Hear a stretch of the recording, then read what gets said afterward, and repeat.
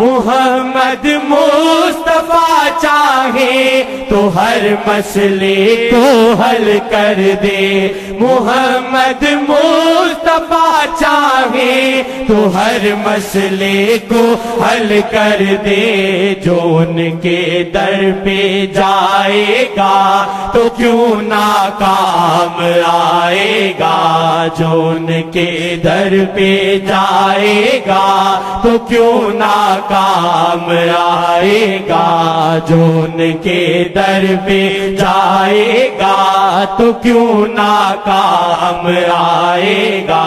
بتاتا رہتا بیچ میں نئے آ جاتے ہیں، خدا نیم ملا سے بھی بچائے، نیم حکیم سے بھی بچائے۔ کیا شعر پڑھا آپ نے؟ جن پہ در کے کیوں ناکام آئے گا۔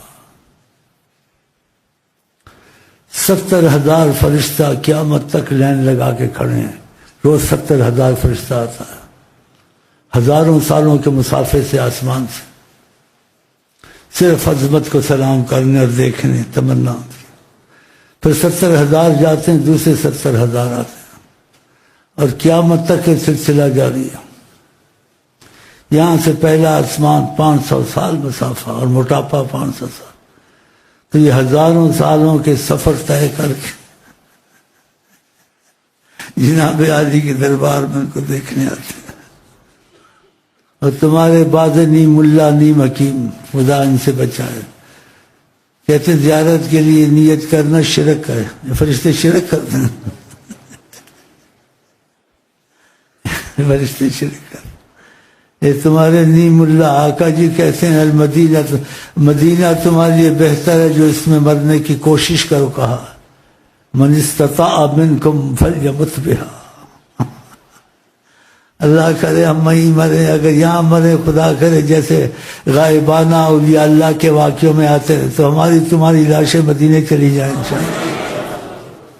ایسے ہوا ہے، یہ تحقیق والی بات ہے، اس میں وقت نہیں ہے زیادہ میں بولوں۔ ہاں، اور جو وہاں مرتے ہیں آقا سے بے وفا ہوتے ہیں، ان کو وہاں سے نکال کے باہر پھینکا جاتا ہے، یہ حقیقت ہے۔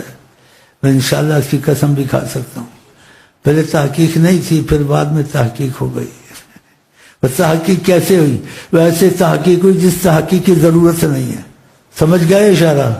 بس سمجھ گئے ہو، ٹھیک ہے۔ تحقیق کی اب ضرورت نہیں ہے۔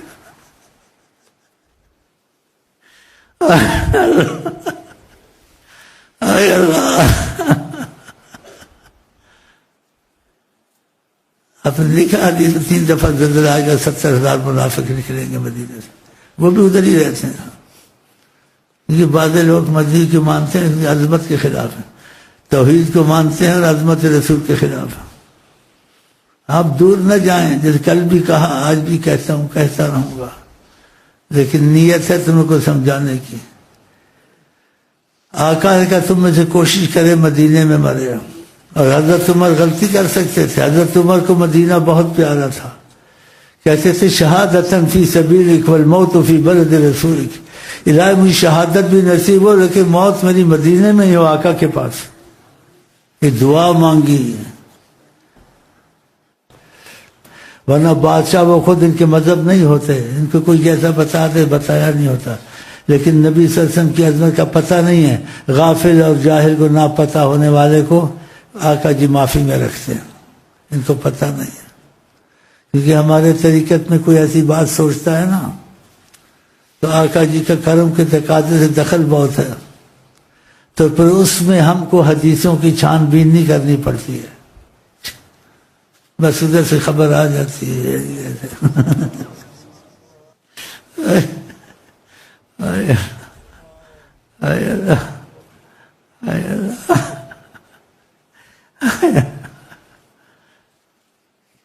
آقا جی کو کیا کہہ سکتے ہیں، جب کرم کا تقاضا جس پر ڈال دیں تو آقا جی کی سلسلے تابع مصطفیٰ ہو سکتے ہیں،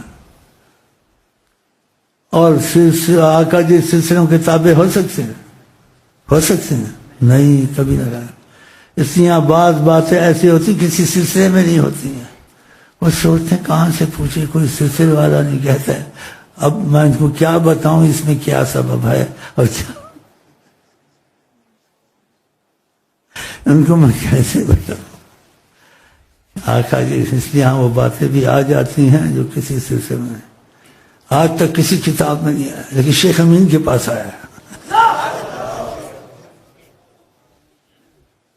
ہاں بڑی جو نبی پہ جھوٹ بولے جان کے، آقا جی کہتے ہیں اپنی جگہ جہنم میں بنا، میں نے اپنی جگہ جہنم میں بنانی. اس لیے یہاں جو باتیں ہوں سنو، اندھے ہو کے چلو، سوچو نہیں، اور کسی سلسلے والوں سے نہ پوچھو نہ ان سے پوچھو، کیونکہ وہ حوالے سے بات کریں گے اور ادھر سے ادھر حوالے نہیں ہیں. آقا جی سلسلوں کے تباہ نہیں ہے، سلسلے ان کی تباہ ہیں. وہ سلسلوں سے باہر بھی باتیں کر سکتے ہیں.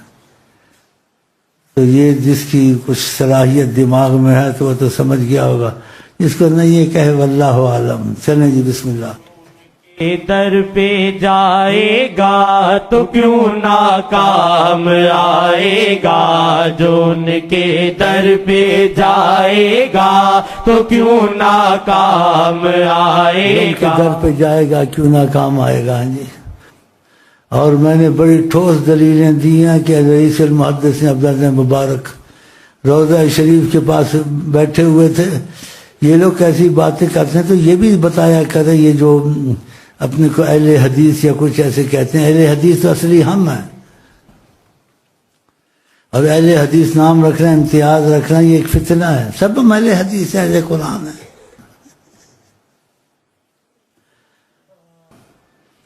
تو اب جو ان کے در پہ آئے گا ان کو اونگ ایسے آئی. رئیس المحدثین سیدنا عبداللہ مبارک رضی اللہ عنہ، آقا جی نے کہا الحق الاعرابی، دیہاتی کو جلدی جاؤ نکل نہ جائے، اس کو کہو جو تم نے کہا وہ کام ہو گیا. دیکھا آپ، یہ مشکل حل کرانے جاتے ہیں، کہاں جاتے ہیں؟ ابن کثیر کا واقعہ سنایا ہے، امریکہ حل کرے گا وہ کافر. آقا کے حق میں رعایت دینی چاہیے، اپنے باپ کو رعایت نہ دے. تو مدینے نہیں جاتے، ان کو بولو مدینے جاؤ، مسئلہ حل کرنا ہے، ان سے معافی مانگو آقا جی سے. جب مدینے داخل ہو تو سر کے کپڑے سر کھلا رکھو، پیروں میں جوتے نہ ڈالو، زمین گرم ہے تو ڈال دو نہیں تو نہ ڈالو.